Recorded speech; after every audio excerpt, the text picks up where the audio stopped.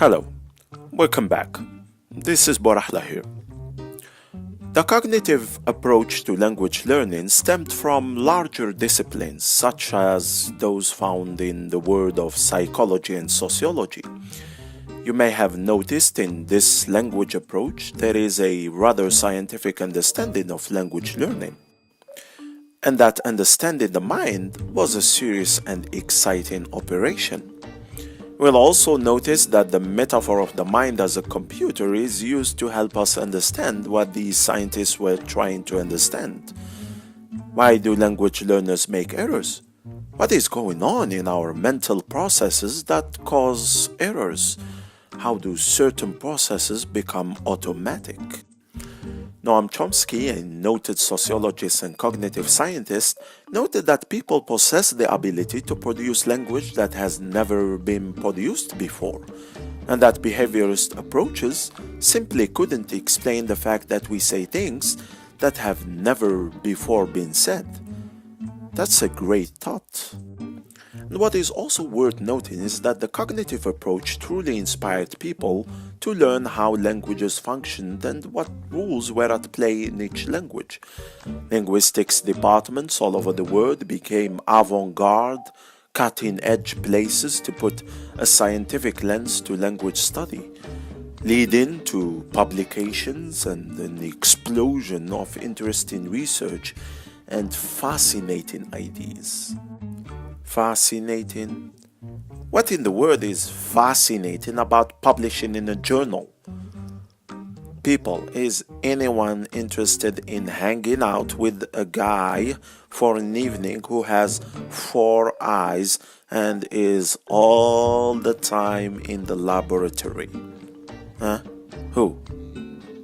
I didn't think so. No one. Do you know what really is fascinating? The idea that we can actually look at language from a scientific lens and really learn how people learn and what people know. The human capacity for language is amazing. We can learn about principles such as retrieval, semantic encoding, retention and transfer. We can really get a peek inside the brain and figure out what we can do to help people learn better. I have a headache. Listen, people are not computers.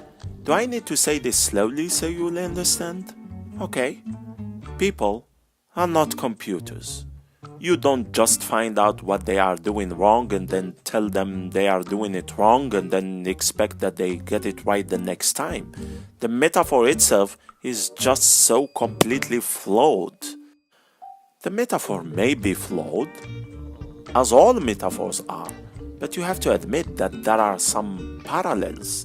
If we look at the kinds of errors our learners make, and if we see that there is a consistency in these errors, we can better be informed in understanding what errors are normal, what errors resist change, and then what we can do about it. Oh, and what can you do about it? Do you see my point? Of course you don't. Just because you know that errors are being made doesn't mean that you can help people figure out a way around them. And haven't we already learned that teaching people tedious rules and giving them explicit grammar instruction is an excellent way to make everyone hate your class? I mean, I guess it doesn't matter if you are already unpopular. Oh, how dare you! I am too popular. Oh yeah?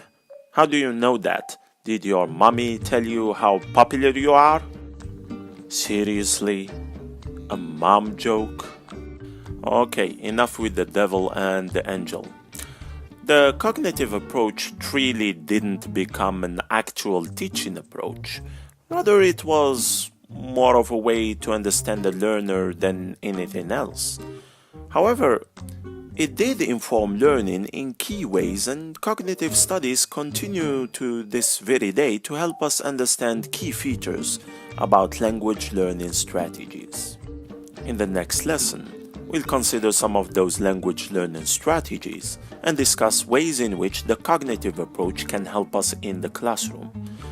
Thanks for listening, and see you in the next lesson. In the next lesson, in the next video, we will take a look at some of the things language teachers have learned from the grammar translation approach. Believe it or not, there are things we still do today that have been handed down to us by those wonderful teachers of yesterday. See you then, and thanks for listening.